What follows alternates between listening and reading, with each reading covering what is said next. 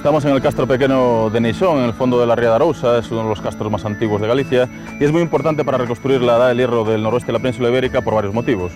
El primero de ellos porque aquí se desarrolló la primera excavación arqueológica con metodología científica realizada en el norte de la península ibérica, y también por otros motivos. El primero de ellos porque nos ayuda muchísimo a reconstruir la primera fase de emergencia del paisaje fortificado en Galicia, es decir, por qué surgieron los castros, ¿no? Y el castro pequeño de Neixón nos da varias claves al respecto, ¿no? La primera de ellas porque la comunidad que se asentó aquí lo que estaba haciendo era reutilizar simbólicamente un espacio que tenía mucha importancia ritual para las comunidades anteriores. Toda esta zona está rodeada de estaciones rupestres de petroglifos como los de Campo Lameiro, y entonces estamos viendo que era una zona muy importante desde el punto de vista simbólico, ¿no? Entonces esta comunidad se asentó aquí de manera permanente, construyó estas murallas y estableció todo un asentamiento habitacional pequeño. Aquí viviría una pequeña comunidad de unos 100 habitantes, es decir, un grupo no muy grande, pero que estaba maximizando todos los recursos disponibles en esta zona de la Ría de Arousa, ¿no? Hay un aspecto fundamental en este castro y es la presencia de casas de piedra, ¿no? Esta mampostería realizada en esquisto y en granito nos está demostrando una arquitectura monumental que no tenía parangón en toda la Europa continental del momento, ¿no? Y esto es muy característico de los castros de las Rías Baixas, que estaban más abiertos hacia el mundo, hacia la costa, y por aquí llegaban toda una serie de innovaciones tecnológicas y realmente pues, adquiere una monumentalidad que no se encuentra en otros castros del interior, ¿no? Pero también es muy importante por otros dos motivos, ¿no? En primer lugar, por la pervivencia de la metalurgia del bronce, ¿no? Un tema que veremos a continuación, y vemos cómo aquí la proximidad hacia las minas de estaño, que se ubican hacia el interior, hacia el norte, explica la importancia de esta artesanía del bronce en este pequeño poblado fortificado, ¿no? De hecho, aquí en las excavaciones antiguas y en nuestras excavaciones que hemos desarrollado aquí hace 4 años, aparecieron pues estos pequeños talleres en los cuales los artesanos que vivían dentro del castro pues elaboraban todo ese instrumental metálico que era muy importante en estos siglos 9, 8, 7 a.C., ¿no? Pero también esta presencia de estaño y esta importancia de la actividad metalúrgica de bronce va a explicar la llegada de los comerciantes mediterráneos a estas costas de Galicia, ¿no? Los navegantes cartagineses llegan aquí en el siglo V a.C. precisamente para intercambiar productos con estas comunidades a cambio del estaño que se ubicaba en esta zona que en las fuentes clásicas aparece como las Islas Casitérides, ¿no? Las Islas del Estaño, ¿no? Y eso es lo que va a explicar la presencia de las más antiguas evidencias de productos mediterráneos. En este castro se encontró un pequeño perfumario de pasta vítrea procedente del Mediterráneo, de origen griego, pero comercializado por navegantes cartagineses de la zona de Cádiz, y es una de las primeras evidencias de este comercio. Este comercio no desaparece cuando se abandona el castro pequeño de Neixón, en el siglo V a.C., sino que se va a desarrollar todavía más cuando se levante el castro grande que se ubica hacia el interior.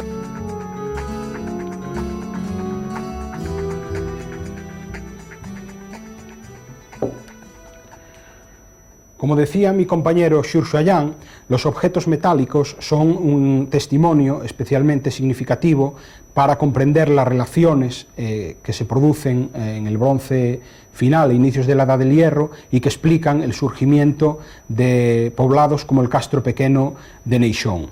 Estas piezas son hachas del bronce final, una producción típica de ese momento. Son piezas que se funden en un molde bivalvo, en una única colada, en posición vertical, lo que genera en la parte trasera una mazarota de fundición, un cono de fundición de bronce que hay que romper para que el hacha sea funcional, ¿no? A continuación, la pieza se enmanga, se monta sobre un mango de madera que tiene el extremo curvo y una incisión en la que la pieza se encaja. La pieza tiene además unos topes que evitan que se desplace hacia arriba cuando golpea sobre una superficie, lo que terminaría rompiendo el mango, y además tiene también unas anillas que van atadas a ese mango, evitando que se quede presa o sujeta en la superficie que golpea cuando el hacha se retira. Esto es, digamos, la descripción del prototipo, porque en la práctica, en realidad, tenemos indicios bastante claros para suponer que muchas de estas piezas nunca llegaron a usarse, ¿no? Muchas mantienen todavía las rebabas de fundición, restos metálicos en la zona de unión entre las dos caras del molde, tienen incluso las anillas obturadas o están fabricadas con porcentajes muy altos de plomo que harían inservible su utilización. Por lo tanto, podrían funcionar seguramente como acumulaciones de metal que aparecen ocultas muchas veces en la tierra sin estructuras arqueológicas asociadas, ¿no? Por lo tanto, el proceso de investigación que realizamos sobre ellas nos obliga a rastrear información antigua como estas notas que tenemos aquí de las primeras personas que investigaron su hallazgo, de material por lo tanto inédito, también a estudiar todas sus dimensiones y características morfológicas y aplicar técnicas analíticas como la fluorescencia de rayos X que nos permiten conocer su composición química. En este caso sabemos que son piezas fabricadas con estaño y cobre, con porcentajes de estaño relativamente elevados, del 17-20%, y sin plomo, y también la técnica de los isótopos de plomo que nos permite conocer o aproximarnos a la procedencia del metal. Cuando se abandona el castro pequeño de Neixón en el siglo V a.C., las comunidades castreñas de esta zona deciden construir este recinto fortificado, que se conoce como el Castro Grande de Neixón. Este recinto nos interesa para mostrar los cambios que se producen en la Edad del Hierro del Noroeste entre el siglo IV y el siglo II a.C. Realmente no estamos delante de un poblado en el cual haya casas dentro, en el interior de este recinto, sino que es realmente una escenografía arquitectónica. Está formada por un foso monumental que tiene hasta 3 metros de profundidad, que delimita una entrada que está orientada al naciente del sol, hacia el sureste. Y esto es muy importante porque todos los castros en Galicia, normalmente las puertas de acceso están orientadas hacia el sureste y hacia el noroeste. Esto realmente tiene algo que ver con la cosmovisión y la simbología que manejaban estas comunidades, ¿no?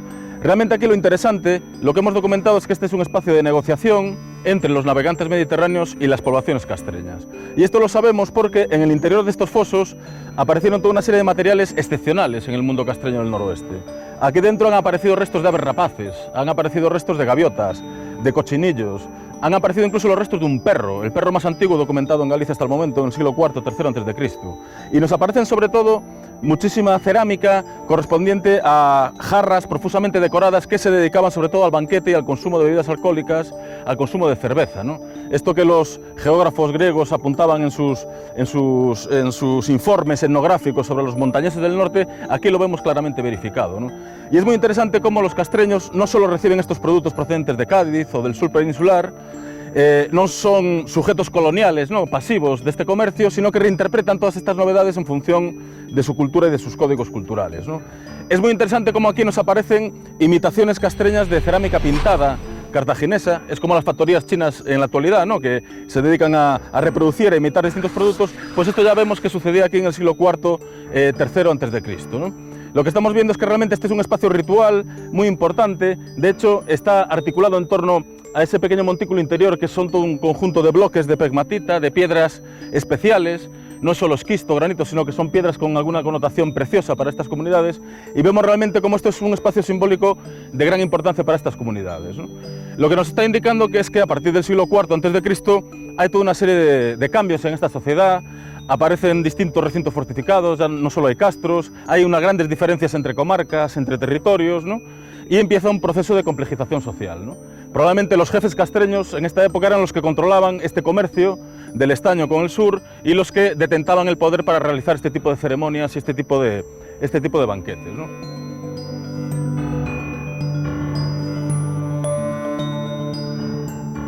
Hoy día hacer arqueología en gran medida significa también utilizar ordenadores, porque realmente son unas herramientas que nos permiten hacer un montón de cosas que hace algunos años eran mucho más difíciles de hacer, o incluso cosas que hace unos años no podíamos hacer. Entre las bastantes cosas que los ordenadores nos permiten hacer hoy día, una de las utilidades más claras que tienen es el permitirnos acceder de forma mucho más fácil a un montón de información que antes pues teníamos en mapas de papel, en fichas de papel, etc. Entonces, utilizando herramientas como estas que se ven en pantalla, podemos tener, como veis ahí, pues un montón de puntitos que representan cada uno de ellos la localización de un yacimiento arqueológico en Galicia. No son obviamente todos los que hay, son los que nosotros en nuestros proyectos hemos ido documentando. Cada uno de estos lugares, por ejemplo, pues tiene una serie de información asociada que podemos visualizar fácilmente si pinchamos encima de cada uno de esos puntos. El color de cada punto indica un tipo de yacimiento diferente. Y esto, pues como veis, es una forma muy rápida y muy interactiva de acceder a un montón de información. Pero además, estas herramientas tienen pues otras posibilidades adicionales, como es la posibilidad de entender mejor por qué los lugares arqueológicos están en los sitios donde están, que es una de las preguntas que la arqueología se ha venido haciendo desde bastante tiempo, ¿no? ¿Por qué la gente ha decidido vivir en un lugar concreto o enterrarse en un lugar concreto? Entonces, aquí podemos ver un ejemplo de cómo también estas herramientas nos ayudan a entender mejor, a tener más información para entender esto. Esto es una vista de la zona del Castro de Neixón, en la Ría de Arousa, y en la que si ahora mismo, bueno, tenemos acceso muy sencillo a toda una serie de imágenes de satélite y fotografías aéreas que nos permiten ver cómo es esta zona en este momento, y en muchos casos nos permiten incluso detectar yacimientos arqueológicos, ¿no? Tal vez no se vea muy bien en esta imagen, pero acá donde está el punto está uno de los castros de Neixón, y alrededor, bueno, para alguien que tenga el ojo entrenado y que sepa un poco leer estas imágenes, se puede ver bastante fácilmente el contorno de las estructuras del castro, ¿no? Las murallas que lo definen. Entonces, por un lado es una herramienta muy útil para identificar sitios sin necesidad de recorrer el terreno de forma muy intensiva, ¿no? Obviamente siempre hay que ir al campo a comprobar lo que aquí vemos, pero esto es una forma complementaria de tener mucha información nueva. Pero además nos permite también entender muy bien, en este caso por ejemplo, aquí vemos cómo el Castro de Neixón está en una zona que en la actualidad es una zona completamente forestada, llena de árboles, es una zona, bueno, en la que no hay un uso agrícola del terreno muy claro, entonces resulta un poco difícil entender por qué esta gente decidió vivir aquí en un lugar en el que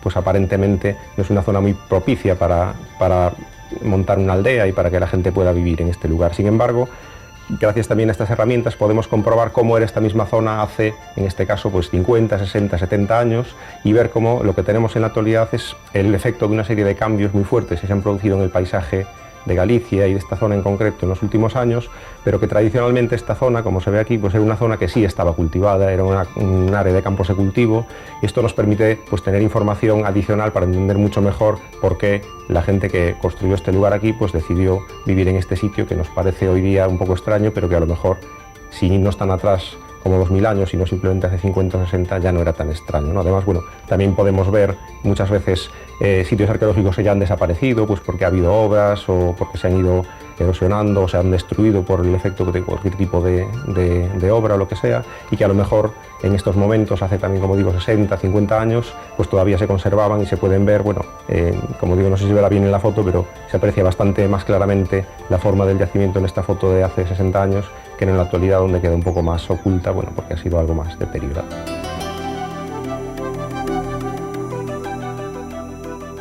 Esta es la entrada del poblado de Castrolandín.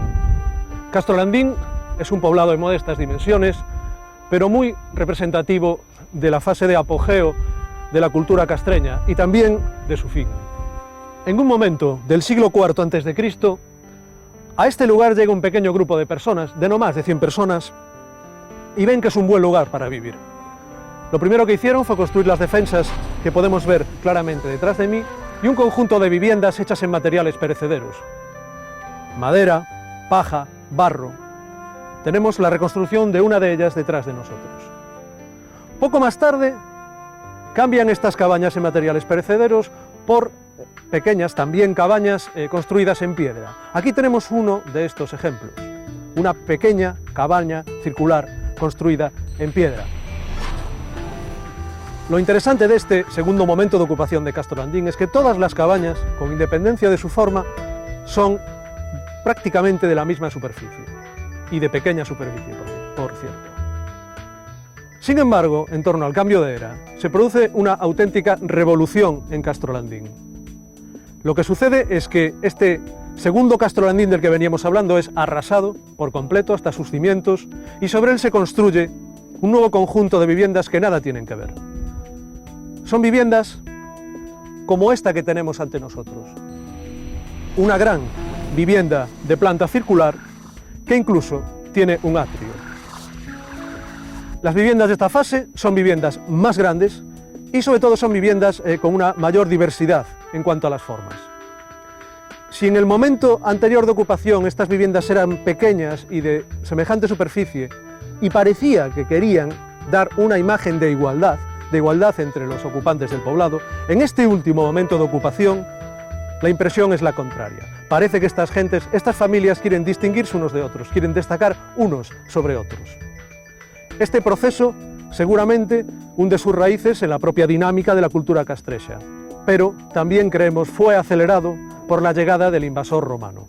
Aquí mismo, detrás de nosotros, esta cabaña rectangular es un buen ejemplo de esta influencia romana. Es en esta cabaña donde mejor se percibe la influencia romana en Castrolandín, no por su planta rectangular, sino por el hecho de que está dividida en dos habitaciones. Desde esta hilada de piedras hacia el norte tenemos la habitación que creemos que era más importante, con un suelo más noble, sobreelevado y con un hogar, lareira en galego, destacado.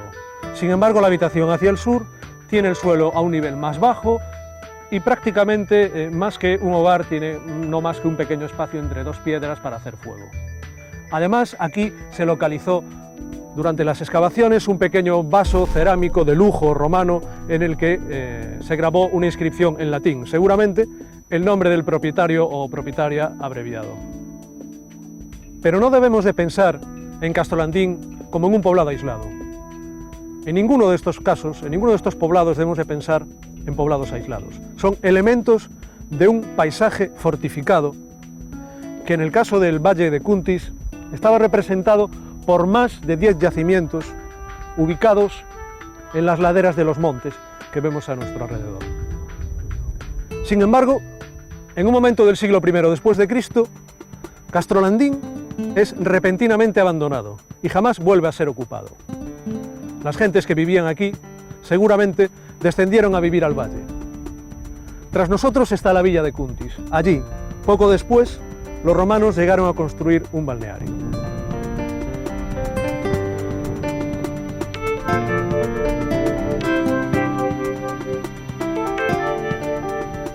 La arqueología hace emerger una realidad que ya no existe a partir del estudio de sus restos. Hemos visto en estos programas cómo surge una historia social antigua, con sus procesos, sus significados, sus símbolos, sus problemas, cómo surge desde el estudio de los restos arqueológicos, desde el estudio de los vestigios, las ruinas, desde las cenizas del pasado. Pero estas cenizas que tenemos aquí no tienen de hecho nada que ver con esto, y sin embargo nos recuerdan algo mucho más importante. Estas cenizas hacen presente que los restos arqueológicos, una vez que perdieron su función original, han tenido una vida social que ha atravesado el tiempo y ha llegado incluso hasta el presente. Estas cenizas nos recuerdan que los restos arqueológicos han seguido funcionando en las sociedades posteriores hasta la actualidad. En este caso, en Castrolandín particularmente, estas cenizas son el resto que ahora queda de una hoguera de San Xuan, celebrada en la noche del solsticio de verano, recientemente aquí, en el propio castro. Los estudios que hemos realizado durante varios años en este castro permitieron recuperar una tradición antigua, perdida hace casi 2 generaciones, pero que enraiza muchas más generaciones hacia atrás. Era una tradición que recuperaba y mantenía Castrolandín vivo dentro de la comunidad que ha sido su legítimo propietario durante largo tiempo. Esa tradición que consistía en subir todos juntos al castro y celebrar aquí el San Xuan con la gran lumerada de San Xuan, era en el fondo una forma, un símbolo de mantener la identidad social, de mantener el nexo del grupo, de mantener también la tradición y la propia mirada del grupo hacia el pasado. De esa forma esto nos recuerda que la arqueología no es solo arqueología del pasado remoto, es también una arqueología del tiempo contemporáneo, una arqueología del ahora mismo, en el que a través de los restos que la acción social ha provocado hace unos pocos días o provoca ahora mismo, podemos elucidar cosas que de otro modo no entenderíamos.